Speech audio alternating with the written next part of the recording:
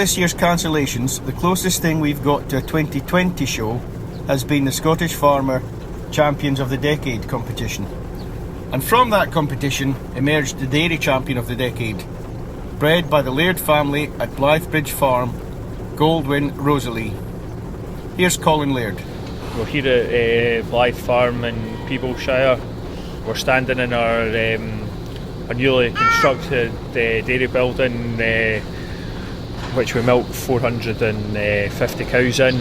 It's obviously a very professional setup.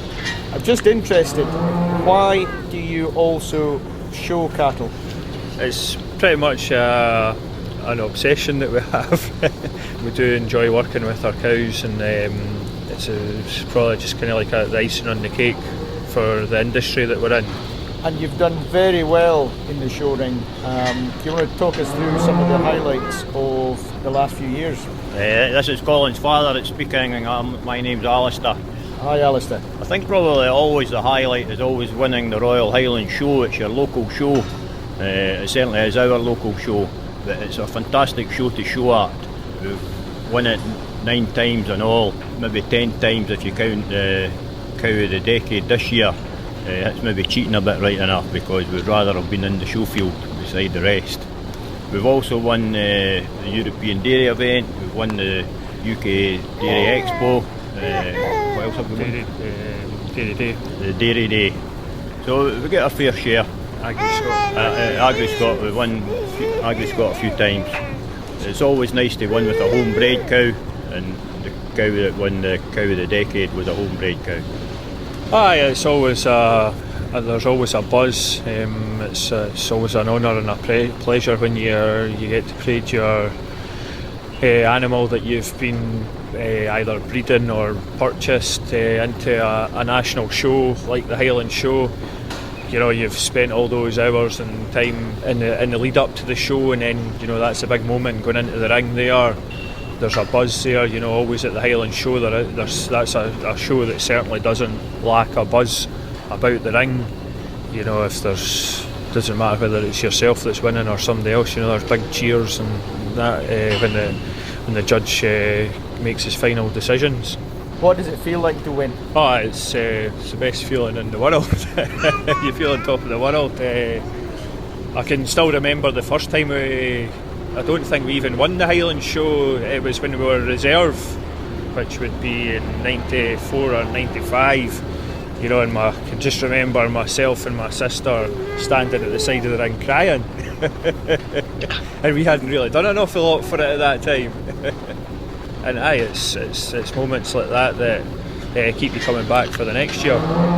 And do you think it's going to continue? Is this the plan for the next generation as well? Aye, no, as we said, it's a family affair. We've a young daughter and a young son here that it'll not be long before they need to be taking a calf to the shows, and it'll start all over again.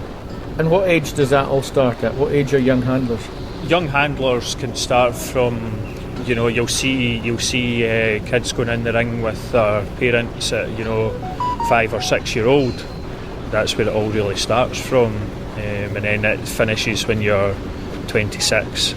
Then you have to find something else to do. You start doing it with the real cows. And is that how you got the bug, Colin? Starting off with young handlers? Aye, no, that definitely.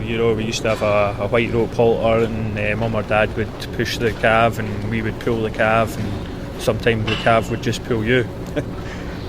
Is it the winning that counts? Is that why you keep coming back for more in the show ring? It helps. Both the Highland Show and these other shows that we've mentioned, Agri-Scot, there's competitors come from all over the UK, sometimes even Northern Ireland as well, to compete at these shows. So they are well respected, high regarded shows that we're competing at. I don't know if we're at the top of the game, but we're always striving to be there. It's great for our business. We sell heifers, we sell bulls, and it helps to give us the herd a good name. Our show cows are our hobby, they're our lives. Sometimes I'd think I'd maybe be better off being a show cow than a farmer, because they do get pampered a bit. We've started on the next show team for the next year's Royal Highland Show, so hopefully it's a success. Colin, do you want to talk us through a little bit of what's involved in bringing out a top show animal? Well, it starts a long way back when we were breeding our cows, our whole herd. You know, it's always something in the back of our mind that we're trying to breed a productive, profitable animal, but we take a lot of time to think about how we're going to breed the cows with which bulls, and then you see these calves running about in the calf pens, the ones that stick out, and these are the ones that kind of catch your eye, and you always remember them when the calf down. It's not really until the calf down and they get an udder between their legs, and we can see the potential whether we want to take that animal and put it onto almost like a show programme where we feed them a bit different and get them halter trained obviously, and then before the shows you're washing the cows every day to keep them in tip-top condition. Do you think the other cows are jealous of the show team? I'm pretty sure they are. They do stand looking over the gate wondering why they're getting all the special attention. Could you maybe just talk us through the finer points in one of the cows in the shed there, please? Well, the cow I'm standing looking at just now is a cow that won the Royal Highland Show the last 2 years in 2018 and 2019. Her name is Jessie.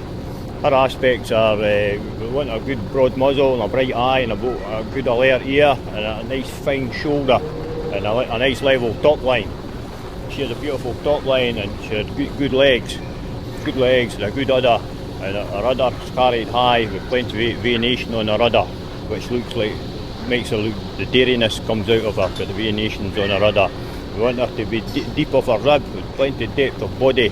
You need this depth of body so that she can eat plenty of roughage to produce milk. How's that? Tip top. And it sounds like you've got the next generation there with you as well, is that right? Here she is. She's been feeding the calves with her gran.